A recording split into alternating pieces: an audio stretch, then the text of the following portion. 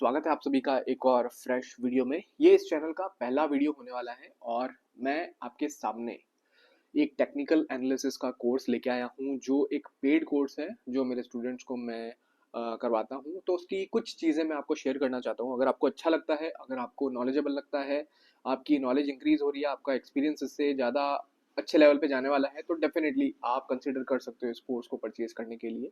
और ये live classes रहेंगी। तो चलिए शुरू करते हैं। अभी अभी के आज के लिए जो टॉपिक रहेगा वो ट्रेंड का रहेगा कि हम ट्रेंड कैसे आइडेंटिफाई कर सकते हैं। बहुत सारे लोग इसको मार्केट स्ट्रक्चर भी बोलते हैं, जो कि स्मार्ट मनी कॉन्सेप्ट के अंदर आता है। स्मार्ट मनी कॉन्सेप्ट एक ऐसी चीज है जहाँ पे बड़े इंस्टीट्यूशंस, जहाँ पे बड़े बैंक्स, प्रो ट्रेडर्स अपना पैसा डालते हैं, उसको बोलते हैं SMC।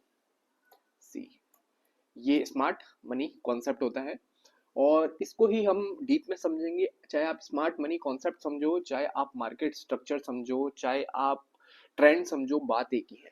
तो हम अगर मार्केट के स्ट्रक्चर के बारे में बात करें तो मार्केट का स्ट्रक्चर क्या होता है। तीन तरह का स्ट्रक्चर होता है मार्केट का, उसके अलावा और कोई भी स्ट्रक्चर नहीं है। तीन तरह का स्ट्रक्चर होता है, वो हम डिस्कस करने वाले हैं। उससे पहले मैं आपको कोर्स का आउटलाइन बता देता हूँ कि कैसे कैसे क्या क्या आपको कोर्स में मिलने वाला है।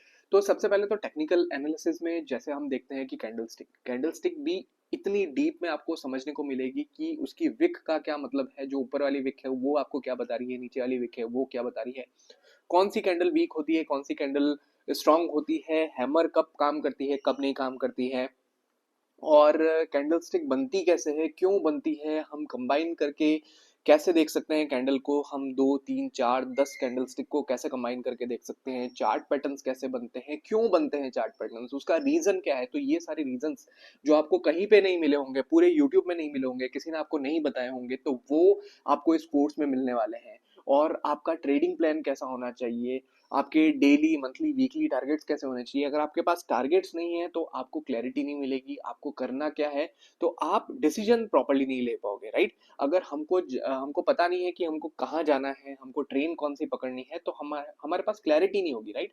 हमको कैसे जाना है वो भी हमको नहीं पता होगा, हमको ऑटो लेनी है, बस लेनी है, हमको क्लैरिटी नहीं है, राइट।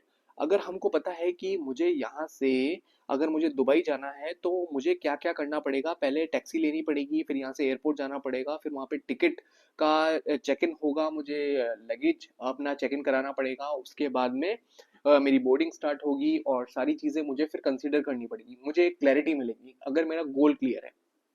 तो ट्रेडिंग प्लान ही आपको मदद करता है आपके गोल्स क्लियर करने में। ट्रेडिंग के आपके कुछ गोल्स होते हैं। हमारा गोल सिर्फ एक है कि पैसा कमाना है, पर पैसा कितना कमाना है, क्यों कमाना है। शायद मुझे 10,000 की जरूरत होगी, आपको हो सकता है 20,000, 15,000, 5,000 की जरूरत हो, है ना। सबकी जरूरतें अलग है, उसके हिसाब से ट्रेडिंग प्लान भी सबका अलग होगा, हमारा माइंडसेट अलग है। कुछ लोग बोलते हैं कि मुझे कितना प्रॉफिट बुक करना चाहिए और कितना लॉस मुझे लेना चाहिए, तो वो पार्ट आ जाता है रिस्क मैनेजमेंट का।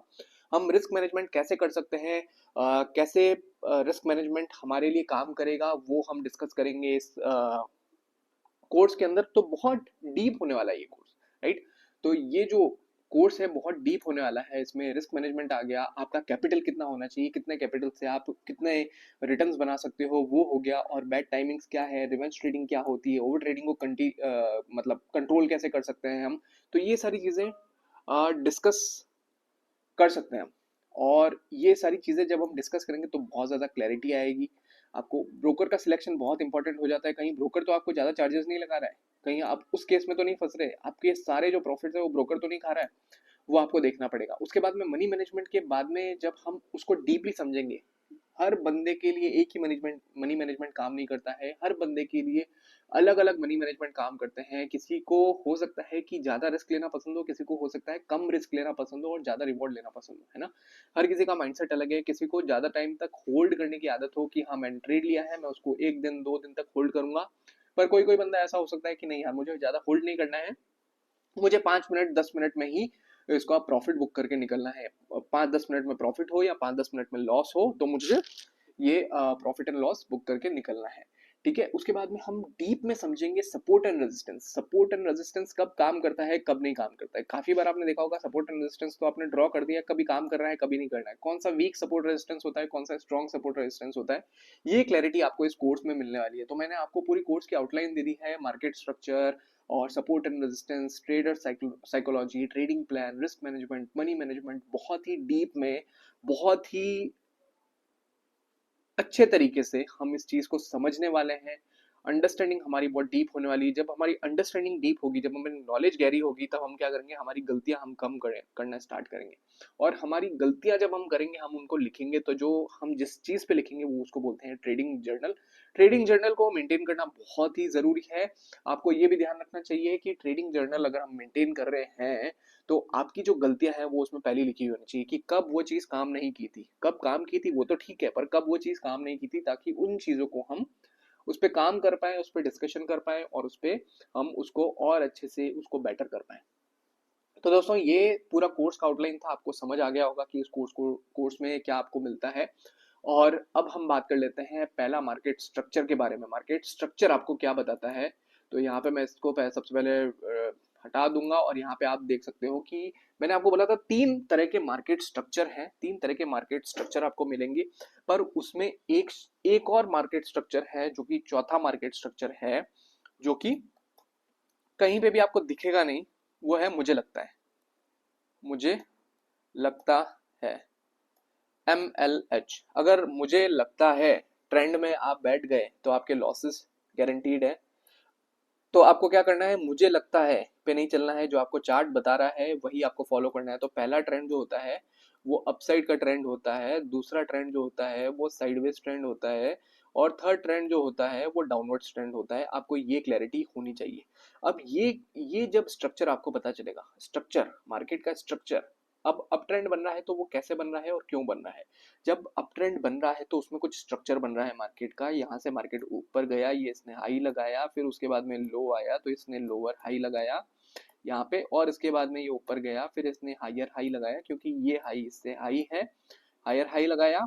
और जब वापस से ये नीचे आया मार्केट, तो इसने क्या किया, ये इसने वापस से लोअर हाई लगाया, और फिर ये ऊपर गया। तो यहाँ पे क्या करना है आपको, अगर ट्रेंड लाइन खींचनी है तो ये पॉइंट और ये पॉइंट, इसको कनेक्ट किया आपने, और एक ट्रेंड लाइन आपको मिल जाएगी। तो ये आपको ऐसे ट्रेंड लाइन बनानी है। अब ट्रेंड लाइन का क्लैरिटी आपको मिला कि ट्रेंड लाइन कैसे बनाते हैं आप ट्रेंड में। बहुत ही इजी तरीका बताया है मैंने आपको। अगर आप 15 मिनट का चार्ट देख रहे हो तो 15 मिनट के लिए काम करेगी वो ट्रेंड लाइन, और अगर आप 1 घंटे का चार्ट देख रहे हो तो 1 घंटे के हिसाब से काम करेगी। डेली के चार्ट में आप वो ट्रेंड लाइन बना रहे हो तो डेली के हिसाब से काम करेगी। तो आपको ये भी ध्यान रखना है कि आप कौन सा टाइम फ्रेम चूज कर रहे हो। अगर इंट्राडे कर रहे हो तो मैं रिकमेंड आपको करूंगा कि 5 से 15 मिनट का टाइम फ्रेम आप चूज कर सकते हो, जो कि अच्छा काम करता है इंट्राडे में हमारे स्टॉक मार्केट में। अगर आप गोल्ड सिल्वर ट्रेड कर रहे हो तो उसमें कम से कम 1 घंटा, या आप ले सकते हो 15 मिनट, छोटा टाइम फ्रेम देखना चाहते हो तो 15 मिनट, उससे कम का टाइम फ्रेम मैं आपको रिकमेंड नहीं करूंगा गोल्ड और सिल्वर के अंदर। अब आपको समझ में आया कि अप ट्रेंड कैसे बनता है, और बहुत ज्यादा क्लैरिटी होगी आपको अप ट्रेंड कैसे बनता है। अब साइडवेज ट्रेंड क्या होता है? जब अप ट्रेंड आ जाता है तो वहां पे क्या होता है, कंसोलिडेशन फेज स्टार्ट होता है। मतलब जिन्होंने यहाँ पे बाइंग किया था उनको कहीं ना कहीं प्रॉफिट बुक करना है, तो उनको कहीं ना कहीं तो बायर्स चाहिए। तो यहाँ पे क्या होगा, मार्केट हॉल्ट करेगा, मतलब ये वाला लो नहीं तोड़ेगा, उसके ऊपर ही लो बनाएगा, और ये वाला हाई भी नहीं तोड़ेगा, और मार्केट हॉल्ट करेगा यहाँ पे। तो ये क्या होगा, यहाँ पे कंसोलिडेशन फेज स्टार्ट होगा, यहाँ पे रिटेलर्स घुसेंगे। जब यहाँ पे रिटेलर्स घुसेंगे तो यहाँ पे मार्केट पूरा साइडवेज होगा। तो इसको बोलते हैं साइडवेज, जहाँ पे ना हायर हाई लग रहा है ना लोअर लो लग रहा है।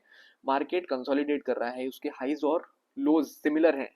मैं ऐसा नहीं बोल रहा हूँ कि एकदम इक्वल होंगे, सिमिलर होंगे, ऊपर नीचे भी हो सकता है थोड़ा, और वो आप मार्क करके रख सकते हो हॉरिजॉन्टल लाइन से। तो ये हो गया रेजिस्टेंस, ये हो गया सपोर्ट, नीचे वाला सपोर्ट हो गया, मतलब हमारा जो फ्लोर होता है वो सपोर्ट है, ऊपर वाला जो सीलिंग है वो रेजिस्टेंस है, तो ऊपर वाला रेजिस्टेंस। अब हम ट्रेंड लाइन भी बना रहे हैं तो ये वाला ये सपोर्ट हो गया इसका, राइट। नीचे वाली जो ट्रेंड लाइन बना रहे हैं, हमेशा अप ट्रेंड में जो ट्रेंड लाइन बनेगी वो नीचे से बनेगी, और साइडवेज में हमको दोनों तरफ सपोर्ट और रेजिस्टेंस ड्रॉ करना है, राइट। इसमें ना हायर हाईज लोअर लोज कुछ नहीं बनते हैं, ये बस मार्केट साइडवेज होता है, इसमें सिमिलर लोज सिमिलर हाईज बनते हैं। ये चीज आपको क्लियर होगी। अब हम तीसरा ट्रेंड समझ लेते हैं, जो कि है डाउन ट्रेंड। अब डाउन ट्रेंड का स्ट्रक्चर क्या होता है मार्केट का? मार्केट क्या करता है, लो लगाता है, ये इसने लो लगाया, फिर मार्केट ऊपर आया, इसने फिर हायर लो लगाया, फिर उसने क्या किया, ये लोअर लो लगाया, फिर उसने हायर लो लगाया, फिर उसने लोअर लो लगाया, राइट।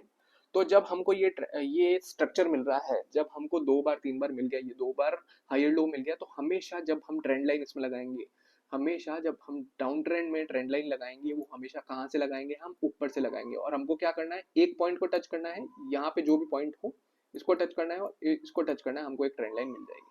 ऐसे समझे? तो आपको दो पॉइंट को टच करना है, हमको ट्रेंड लाइन मिल जाएगी और वो ट्रेंड लाइन बहुत ही अच्छे से काम करेगी। आपको और ज्यादा मेहनत नहीं करनी है। एडवांस्ड ट्रेंड लाइन भी होती है, कर्व ट्रेंड लाइन जिसको बोलते हैं, हम उसको आगे आने वाले वीडियोस में डिस्कस करेंगे। दोस्तों इस वीडियो में इतना ही था, उम्मीद करता हूँ आपको बहुत ज्यादा क्लैरिटी मिली होगी। अगर कोई भी आपको डाउट है, कुछ भी चीज आपको समझ में नहीं आई मार्केट स्ट्रक्चर को लेके, तो आपको क्या करना है, नीचे कमेंट करना है और मैं उसके लिए एक वीडियो बना दूंगा अलग से, जो भी आपके डाउट्स होंगे।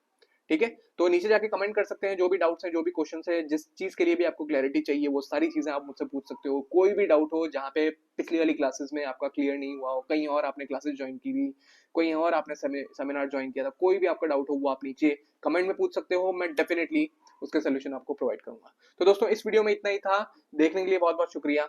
चैनल को सब्सक्राइब कर लीजिए और अपने फ्रेंड्स एंड फैमिलीज के साथ में शेयर कर दीजिए कि फाइनेंशियल फ्रीडम आपको मिलने वाली है। Don't cry, more try bro. Bye bye.